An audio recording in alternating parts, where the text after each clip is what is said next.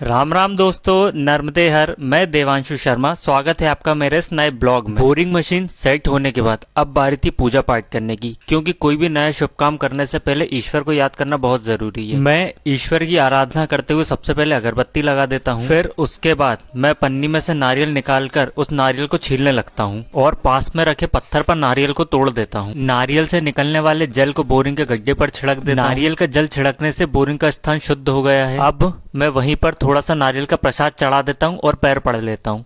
उसके बाद मैं फूटा और चिरौंजी का प्रसाद भी चढ़ा देता हूँ और पैर पड़ लेता हूँ। पैर पड़ने के बाद मैं पन्नी में से थोड़ी सी शक्कर निकाल लेता हूँ और बोरिंग के गड्ढे पर थोड़ी सी शक्कर डाल देता हूँ। ऐसा मानते हैं कि बोरिंग का जहाँ गड्ढा होता है वहाँ शक्कर डाल देने से पानी साफ और मीठा आता है। पूजा पाठ की पूरी रस्में निभा देने के बाद अब बारी थी बोरिंग मशीन को चालू करने की। भैया अपने मुलाजिम को हुक्म देते हैं कि जनरेटर चालू कर दिया जाए। जनरेटर चालू करने के बाद भैया लीवर खींच देते हैं और बोरिंग मशीन घूमना शुरू कर देती है। टैंकर का पानी बोरिंग मशीन से होते हुए जमीन पर आ रहा है और बोरिंग मशीन अपना काम कर रही है। भैया बहुत ध्यान से मशीन को ऑपरेट कर रहे हैं और टाइम टाइम पर देख रहे हैं कि मशीन सही तरीके से काम कर रही है या नहीं। बोरिंग मशीन आकार में बहुत बड़ी है, क्योंकि बोरिंग मशीन का जितना हिस्सा जमीन के नीचे उससे डबल तिबल हिस्सा आकाश को छू रहा है। आप उसका टावर देख सकते हैं कि टावर कितना ऊंचा है। किसी शायर का शेर है, हमने उसको इतना देखा जितना देखा जा सकता था, लेकिन फिर भी दो आंखों से कितना देखा जा सकता था। थोड़ी देर के बाद ही रात हो जाती है, क्योंकि बोरिंग मशीन ने शाम को ही काम करना शुरू किया था। भैया